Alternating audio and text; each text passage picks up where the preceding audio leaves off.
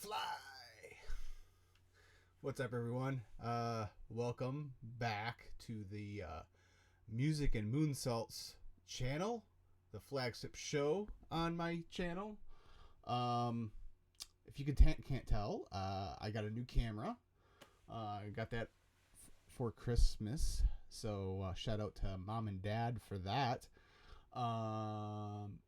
So yeah, hopefully these videos look a little better for you going forward. So real quick before we get started, if you would please leave a thumbs up on this video, I would greatly appreciate that.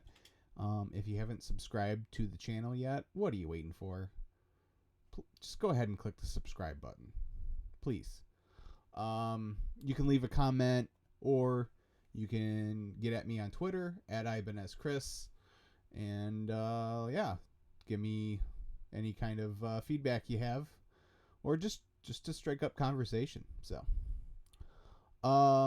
So today we are going to do something a little different. I mean, I'm still okay. So here's the deal. I had this grand plan, right? Where I was going to cover all the theme songs that AJ Styles had from his TNA run all the way to today in WWE. I thought that was really cool, with this January being the 5th anniversary of him debuting in WWE. I thought it was kind of timely and all that kind of stuff. I mean, I'm covering that pay-per-view later this week. The video will drop. Matt Durr will be back on, and we're going to cover that Royal Rumble 2016. So I thought, yeah, that seems like a good idea. So I'm thinking, how much work could it be? It ended up being a whole lot of work, because I want to be accurate with you people. I don't want to talk out of my backside on anything. So what I did is, and I don't have the DVD set with me. It's still out in the living room. So after AJ showed up in WWE, TNA had a 4-disc AJ Styles collection, DVD collection, on their shop, and it was marked down to $5 or something ridiculous like that, some insanely low amount of money. So I said I will take that. So I did, and so I kind of used that as a starting point. But like I said, I want to be accurate, and so I wanted to give you the exact dates where these themes debuted, exact episodes or whatnot. So to do that, I signed up for Impact Plus, and it was really helpful, but also really time consuming. That's why I'm waiting till the last week of the month to drop this episode, because of all the work that went into it. I spent a whole weekend pretty much working on this, and I still only scratched the surface. So what I ended up deciding to do, because I needed to record this and get it out, I'm only doing his TNA run. So what I'll do is, I'll talk about his, like I've done in the past. I will talk about the individual themes, and also give you kind of a rundown of what was going on in his career at the time. Kind of like a companion type thing. Okay, this is this change was made to his theme song, and here's what was going on during that time. So yeah. So I think this is the first time I'm covering anything TNA related here on the channel. So that's kind of cool. I've always been kind of in and out with TNA / Impact. More out than in I would say most of the time, but I always, especially early in the earlier years, I definitely was keeping a closer eye on it than what I did sometimes, in the like 2010s and stuff like that. But towards the end of his TNA run, I was actually watching every week, and so that stuff, A, because it's the newest stuff, and B, because I was watching so intently, I have a pretty good recollection of what was going on that time. But a lot of the stuff I had either forgotten about or flat out didn't know. So it's kind of cool. So without further ado, let's get this started. So the first theme AJ Styles used in TNA wrestling way back in 2002. This is when NWA TNA was doing weekly pay-per-views on Wednesdays.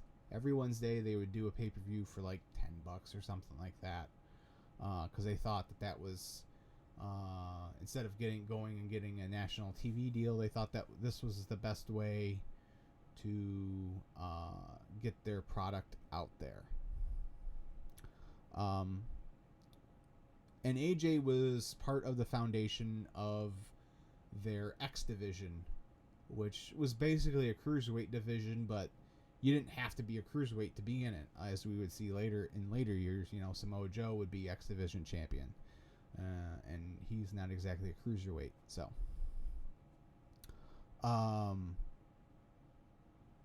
on the second week, they were doing these weekly pay-per-views. I believe this was in June or July of June. It was in June of 2002.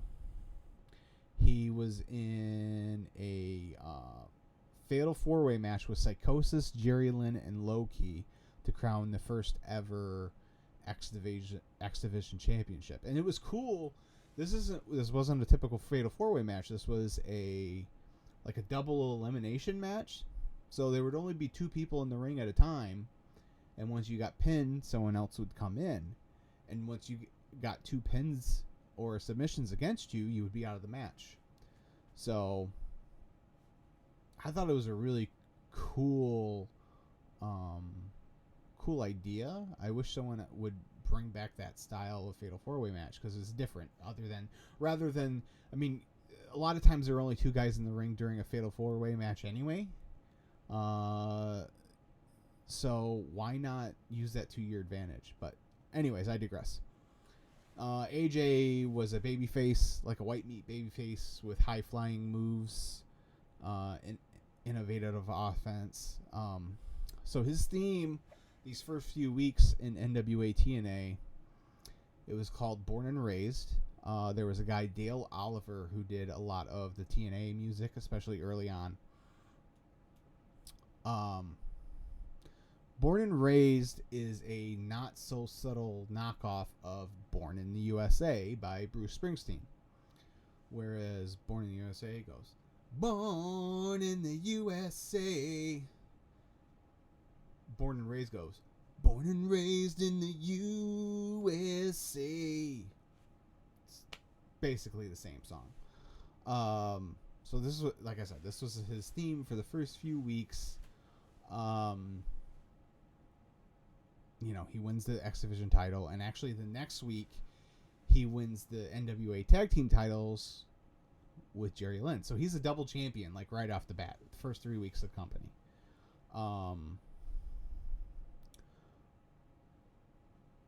The team didn't last very long, however. They won the titles on week 3. The following week, week 4, they were in a title defense, and AJ blind tagged himself in to secure the victory for him and Jerry Lynn, and then he took both tag belts and started celebrating by himself. Later on, Jerry Lynn attacked him backstage. And Jerry Lynn explains on pay-per-view number 5 that he did it because he felt that AJ hadn't paid his dues enough and that he was being too much of a hot dog. And then AJ came out and gave him an enziguri to the back of the head. And then Jerry Lynn ended up attacking AJ again after AJ successfully defended the X Division title that night. They would ultimately, on TNA pay-per-view 6, they defended the titles against Jeff Jarrett and Ron Killings, aka R-Truth, who they were feuding with each other as well. And the match ended in a no contest. And that is when AJ debuted the I Am theme.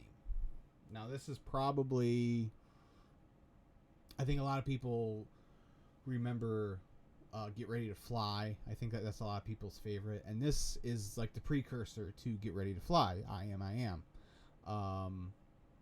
The lyrics of it, well, it's a rap rock song. Rap rock was very popular in the early 2000s. So it's a song with, heavy sounding guitars and like a rap in the verse, singing during the chorus type thing. But the lyrics are kind of silly. Like, so the first verse is, "Every day in my life, I let the inside show through the outside, trying to do my best to pass the test and show respect to the other guy." What? Kind of corny. But then the chorus is, "You are, I am." So that's his theme going forward until we get to June the following year. So TNA pay-per-view number 49. A new version of the theme debuts.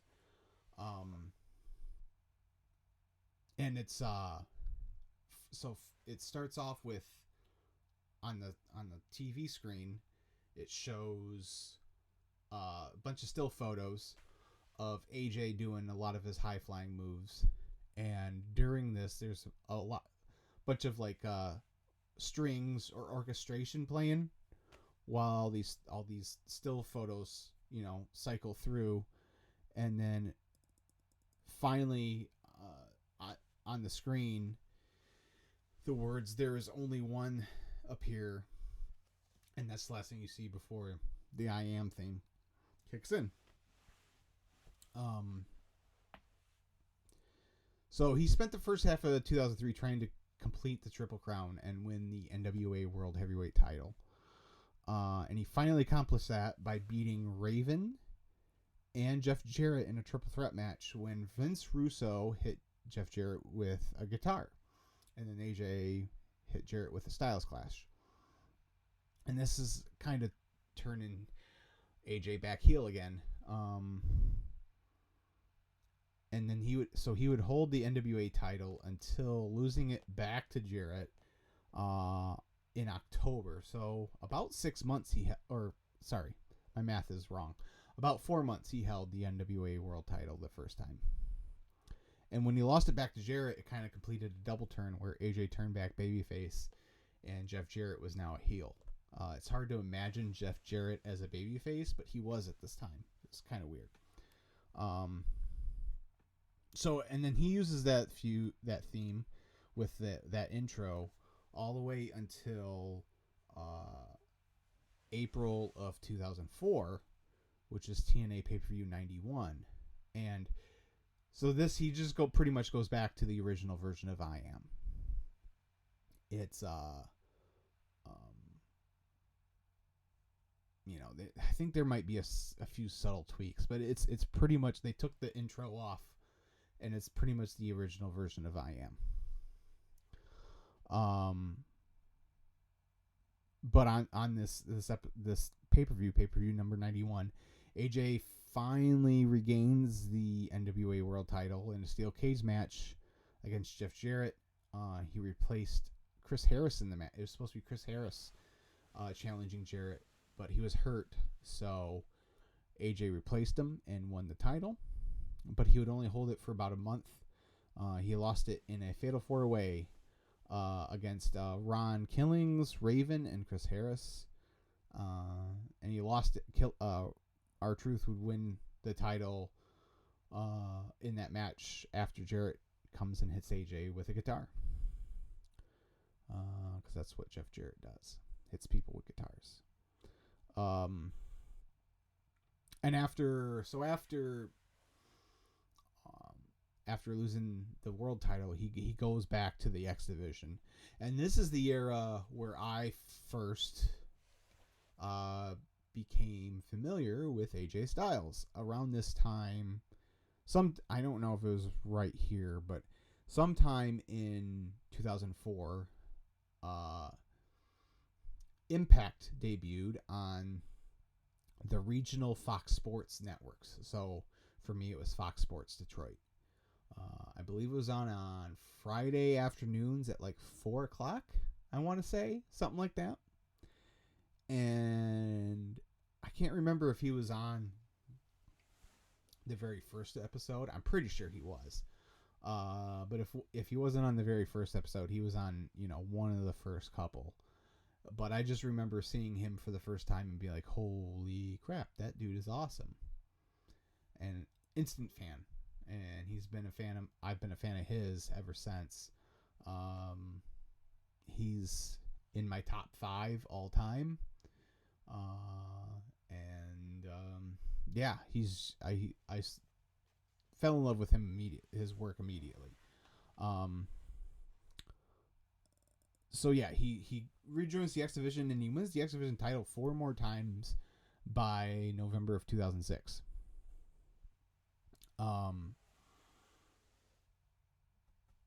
He also, in that time, won his third and final NWA World title at Hard Justice, which was in May of 2005. I believe he beat Jeff Jarrett for that as well. And he lost it to Raven in a King of the Mountain match at Slammiversary that year. Also in 2005 was that classic triple threat match with him, Christopher Daniels, and Samoa Joe at Sacrifice. One of the greatest matches of all time. And AJ won that match. He won his 5th X Division title in that match. And then after that, him and Daniels formed a tag team.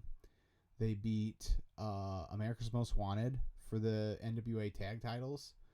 And then they traded the belts back and forth with LAX until Bound for Glory 2006. Afterwards, Daniels and AJ kind of went their separate ways. When AJ lost a match to Christian Cage at Genesis 2006, and he kind of blamed Christopher Daniels for that, and this led to another AJ heel turn and a feud with Rhino. So in between here, there is a variation of I Am that I could not find anywhere on YouTube. It's not a huge deal because he only used this particular version for about a month. But there's a version of the theme. He started using it in January of 2007. Where during the intro, whereas before there would be nothing, it would just ringing chords. It would be E and then I believe C. I think it's E and C are the chords. Where it'd just be dun, dun, and there would be nothing. Well, on this version, it's very faint, but it's like the chorus. It's the you are, I am during that intro part, which was kind of cool. He started it. made its first appearance on the January 11th, 2007 episode of Impact. But like I said, he only kept it about a month because on the February 15th episode of Impact, he gets another version of the song. And this one is kind of the base of going forward. The version he uses going forward. There's a guitar solo during the intro now. And on this first version of it, there's no they took the verses out. So there's the intro with the guitar solo and then right into the chorus. And it's just that over and over. Again, that one didn't have that very long either, because soon after they put the verses back in. This time they dropped it a whole step down, whereas like I said, it was in E before. Now it's in D. And this was, I want to say this debuted either the week before or at Destination X 2007, somewhere in there. I didn't get the exact date on that one. I apologize. But AJ is still in his feud with Rhino. They had a Motor City chain match at Against All Odds 2007. And an Elevation X match, which AJ was the creator for. I don't know if that's a shoot or not. But at least in storyline, he created the Elevation X match, which is basically two platforms. It's basically a scaffold match. There was two platforms built above the ring. It made an X that they would go up. And basically how you won the match is you threw your opponent off of it.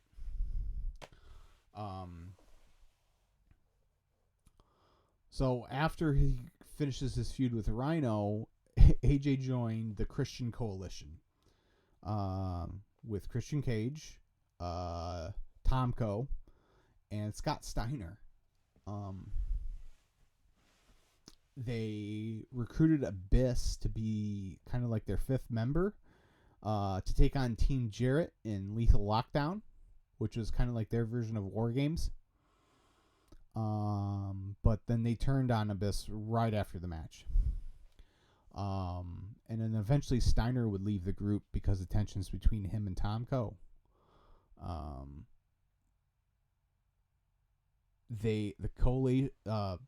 So the three of them then, Tomko, AJ, and Christian, had a Doomsday Chamber of Blood match, which sounds ridiculous. It's as ridiculous as it sounds. Against Abyss, Sting, and Andrew Martin, a.k.a. Test. Styles would end up taking the pin on that one. I believe the stipulation was you couldn't be pinned until you started bleeding. I think that was the way that match went. At No Surrender, AJ and Tomko, they won a tag team gauntlet match to earn a TNA tag team title match at Bound for Glory. So in this time, TNA had kind of broken away from the NWA. So they're no longer using the NWA titles. They're using TNA. They had a TNA World Champion, TNA Tag Champions, all that kind of stuff. And I really loved the look of these TNA Tag Team titles. I thought they were really nice looking belts. So I like them a lot better than the Impact ones they have today. But that's just my opinion. So at Bound for Glory, AJ and Tomko actually win the tag team titles from Ron Killings and Consequences Creed, who today is Xavier Woods. And AJ and Tomko held the titles for 184 days, which for 3 years was, the record for the TNA tag team titles. And it was the second longest reign in company history to America's Most Wanted. They had a 250-day reign with the NWA tag team titles. So, this is where AJ kind of started showing his comedic side. He played a really kind of like an airhead. Just he's a doofus. I mean, that's that. There's no other way to put it. He's kind of a doofus in this era, and it's entertaining and it's funny. He's as good as he is in the ring, and he's fantastic in the ring. He can do, you know, not like slapstick stuff, but like subtle, you know, like I said, it's kind of like Roddy Strong is in the Undisputed Era, where he's kind of like the doofus of the group, the dork. That's what AJ Styles was doing at this time, and it was some really funny stuff.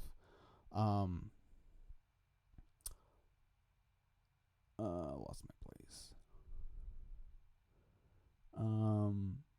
Oh, okay. So at Genesis 2007, Tomko and AJ helped Kurt Angle retain his TNA World Title, and they join the Angle Alliance, and they're trying to merge the Angle Alliance and the Christian Coalition together. And you know, Christian was kind of like, not really wanting to join. He finally agrees. He's like, I'll join, but I'm the leader. And they're like, yeah, sure. And then they immediately turn on Christian. And this kind of left AJ like in the middle. Like he wanted to stay with Christian, but he also wanted to go with Kurt. He eventually chose to side with Kurt because he was infatuated with Kurt's wife, Karen. And he cost Christian a chance at the Angle's world title at Final Resolution. And after that, he's christened the Prince of Phenomenal by Kurt and Karen, complete with a crown. So, when he would make his entrance, if you remember the old Impact Zone, he would come out with his hood up out of the tunnel, and they would have the raining pyro going, and he'd walk underneath of it. Well, as soon as he came out from underneath the tunnel, under the pyro, there would be a little pedestal here with a crown on it, and he would take the crown and put it on his head and wear it to the ring. Again, just silly, but it was entertaining. Eventually, like, he became like borderline obsessed with Karen Angle, to the point where he was like jealous of Kurt. Oh, this is ridiculous. On the February 14th, Valentine's Day 2008, Kurt and Karen are supposed to renew their wedding vows on Impact. And AJ is the best man. There's a funny skit on this episode where AJ's backstage. He found out he has to have a match that night too. And Kurt's back there, and he's like, hey, after your match, you better hurry up and get cleaned up because you're the best man. You got to put your tux on. And, AJ was like complaining about it, he was almost like a teenager. And Kurt was the father. Like, he was like, man, I don't want to. And so Kurt leaves, and AJ just yells behind him after Kurt walks out the door. He's like, I'm not wearing a suit, Kurt. Fun. I laughed hysterically. I don't know why. It was really funny. So at the ceremony, it gets interrupted by Samoa Joe and Kevin Nash, who come down and beat up Kurt Angle. In the midst of the melee, the preacher who is performing the ceremony loses his glasses. They get knocked off his face and he can't find them. So, once, the dust kind of settles and, Kurt had been beaten all the way to the back by Joe and Nash. The preacher's there, and all he sees is a man and a woman. He can't tell who is standing there. And he pronounces AJ and Karen as man and wife, and says, "You may kiss the bride." So AJ kisses Karen as Impact goes off the air. I'm not sure that's how that works. I think if you're renewing, I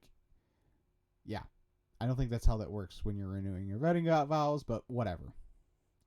And I guess, him and AJ and Karen go on a honeymoon, and this leads to the falling out of Kurt and AJ. Kurt accuses AJ of sleeping with his wife, and AJ denies it.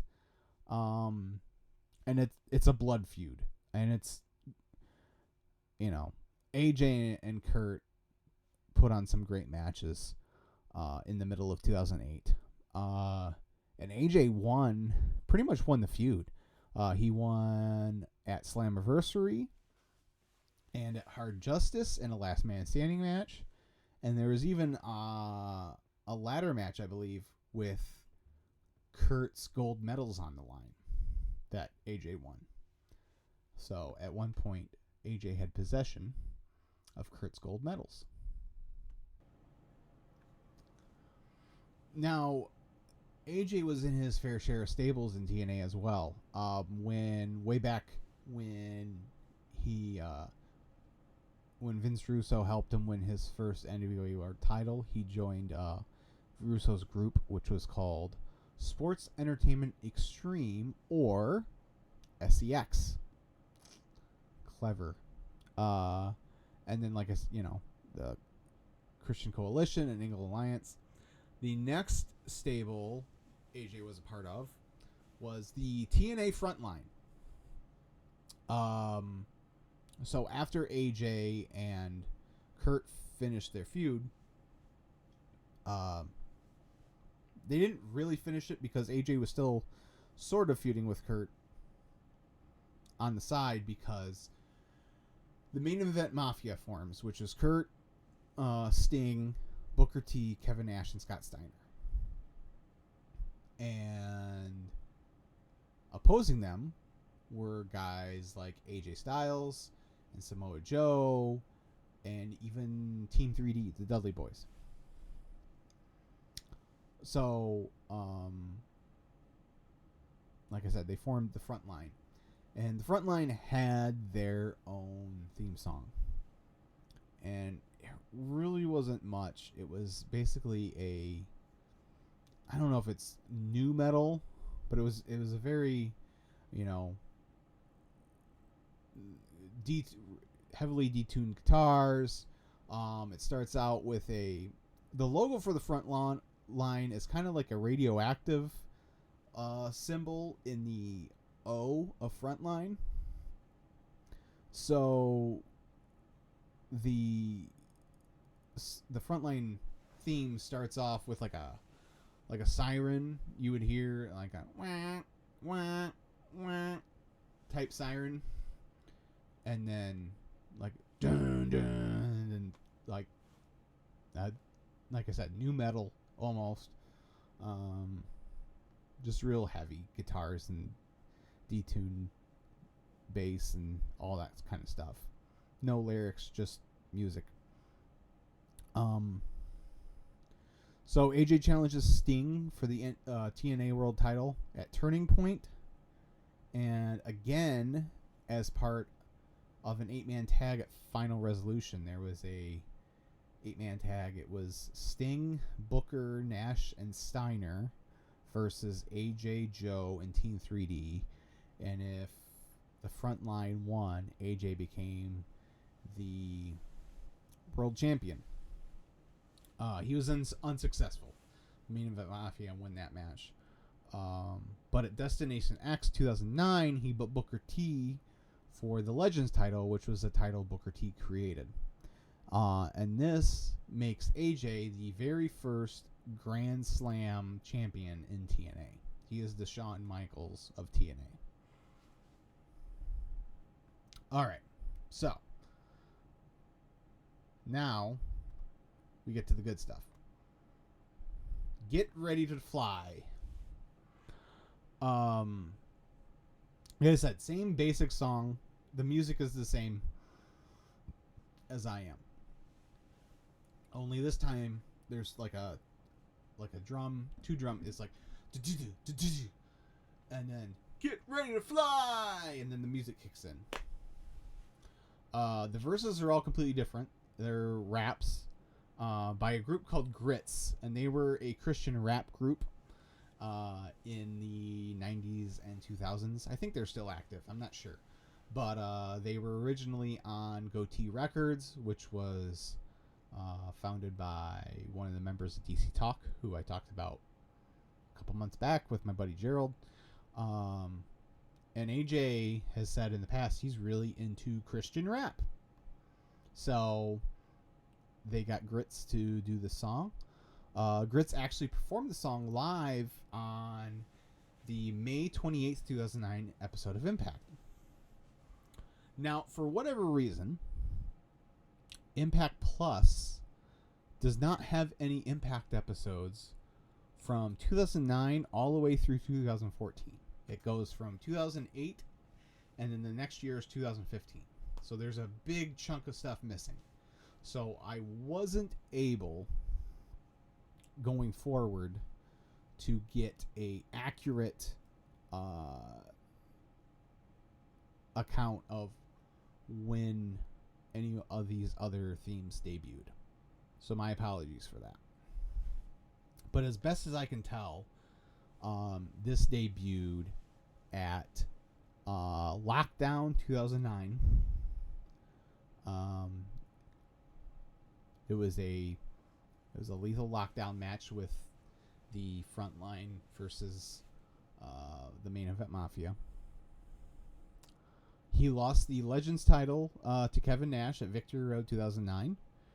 And then he faced Matt Morgan in a best-of-3 series to qualify for a triple threat TNA World title match at Hard Justice. He didn't. He won the first match and lost the last two to Matt Morgan. So after that, AJ was kind of contemplated retiring.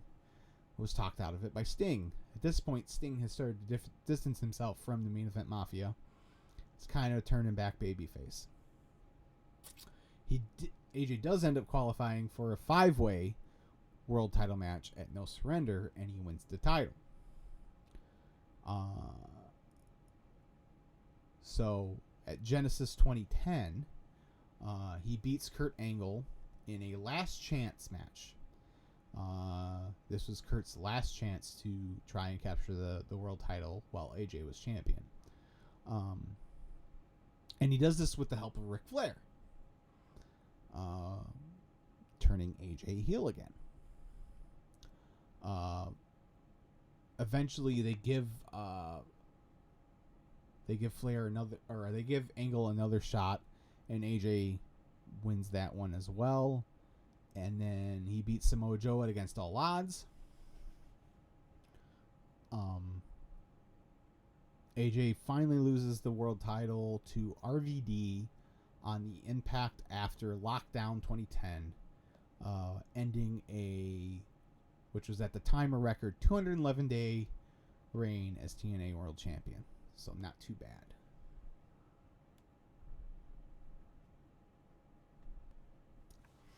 So Ric Flair takes AJ under his wing as his protege. He calls him the new Nature Boy, and AJ starts wearing suits to the when he as his street clothes, and he starts wearing robes to the ring. Still have a hood, but they're kind of Ric Flair style robes.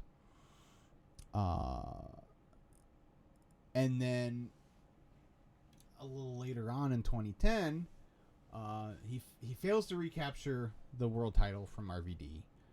So Flair takes on a new protege, Frankie Kazarian, and this kind of makes AJ a little jealous. So on the Impact following Slammiversary in 2010, Flair announces that he's forming a new faction called Fortune. It's kind of like a new age version of the Four Horsemen, and it's the guys who are being considered are AJ, Frankie Kazarian, the team of Beer Money, which is Robert Roode and James Storm, and Desmond Wolfe, otherwise known as Nigel McGuinness. This is also the same promo, the famous Ric Flair Jay Lethal, where they go back and forth with Jay Lethal doing the Ric Flair impression. That classic bit. That's this promo. So really classic stuff. But Flair wants all these guys to earn their places in the stable. He's just not going to put them in it. And they all do, except for Desmond Wolfe. He's on the outside looking in.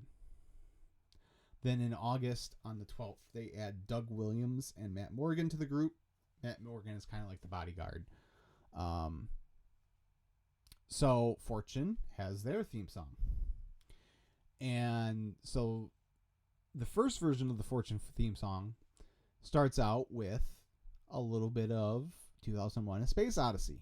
You know, Ric Flair's theme song. This is like a guitar version now. And then it goes into another rap rock song. And this is kind of like it's like it goes, we are Fortune 4. We are Fortune 4. We're about to change some things. We're about to change some things. The we are sounds very much like Youth of the Nation by POD, which came out 9 years earlier. So I don't know why they would like just then be taking from that, but that's it sounds exactly like we are Youth of the Nation. Anyways, I digress. I don't know. So they feud with a group of ECW stalwarts, you know, Tommy Dreamer, Rhino, those Sabu, those type of people. And they're called EV 2.0. And they do that for most of the summer and the fall. On the October 14th episode of Impact, Fortune would tease turning babyface. Because at Bound for Glory, Hulk Hogan had revealed himself to be a dastardly heel after all. Him and Eric Bischoff. And they had their own stable called Immortal with Abyss and Jeff Jarrett and Jeff Hardy. And they were going to take over Impact, steal the company from Dixie Carter, all that kind of stuff. So Fortune comes out, and they're acting like they're going to stand up to Immortal, but instead they embrace, and they kind of form a merger right off the bat. 2 weeks later, they kick Matt Morgan out. And then on the Impact the week after Turning Point, they kick Doug Williams out. And then at Final Resolution, Doug Williams beats AJ Styles for the TV title, which was the Legends. The TV title, which was the global title, which was the Legends title. Got that? Yeah. And then at Genesis 2011, Flair hires Rob Terry to take Matt Morgan's spot as the bodyguard in Fortune. Now, Fortune does end up becoming babyfaces. On the February 3rd, 2011 episode of Impact, Fortune, without Flair, because he was off having rotator cuff surgery, they turn on Immortal. For weeks, I guess there had been, they are coming to stop Immortal. Kurt had been talking about it, and they ended up being Fortune. And they do this by helping Mr. Anderson win the TNA World title from Jeff Hardy. 2 weeks later, on February 17th, Flair returns. He seconds AJ out to the ring for a match against Matt Hardy, but eventually turns on AJ siding with Immortal. So now Fortune is without Ric Flair. Eventually, Christopher Daniels, who was out of the company at the time, he comes back on March 31st, and eventually he becomes a full-fledged member of Fortune. And so Fortune gets the second theme. It's the same as the first. They just take the Ric Flair intro out. That's pretty much it. But by the end of 2011, the stable disintegrates. Daniels ends up turning on AJ. Bobby Roode turns on James Storm to win the TNA World Title from Storm. And then Kazarian would turn on AJ to side with Daniels and form Bad Influence. So pretty much all of 2012, AJ spends feuding with Daniels and Kazarian. And this is where things get weird and bad. In May, they insinuate that AJ is having an affair with Dixie Carter. In June, Dixie and AJ reveal, no, we're not having an affair. We're having all these secret conversations because we're helping this woman named Claire Lynch who's pregnant and is addicted to drugs. Christopher Daniels accuses AJ of being the father of Claire Lynch's baby. But eventually it's revealed to be all a plot just to blackmail AJ. Then at Final Resolution in December of 2012, Daniels and AJ have their final match ever, which Daniels wins. And afterwards, AJ says he's tired of doing the right thing. He's going to go do his own thing. And he goes home. He returns in March, on the March 14th, 2013 episode of Impact. James Storm has a match with Christopher Daniels. After the match, Kazarian gets in the ring, and there's a 2-on-1 beatdown. So AJ comes out, chases them off, but then he sucker punches James Storm as well. And this is the new AJ Styles. He's got a beard now. He's letting his hair grow out. So this is the start of the AJ Styles that we know and love today. He's even like he's a lone wolf. AJ finds himself being recruited by like 3 different groups. The heel Aces and Eights stable is trying to recruit AJ. Hulk Hogan, who's back to being a babyface, is trying to recruit AJ to be a part of, TNA's, to fight off Aces and Eights. And Daniels and Kazarian are like, screw both those guys. Come join your, we're sorry about the whole Claire Lynch thing. Come be with your buddies. So AJ makes his in-ring return on the April 18th episode of Impact, defeating James Storm. And he debuts a new submission hold, the Calf Killer, or now it's called the Calf Crusher. On May 23rd, AJ patches in. He acts like he's going to join Aces and Eights. They give him his vest. He hits Kurt Angle in the knee with a hammer. But then when Aces and Eights turn their back to AJ to pose to the crowd, AJ then attacks them all with the same hammer. And,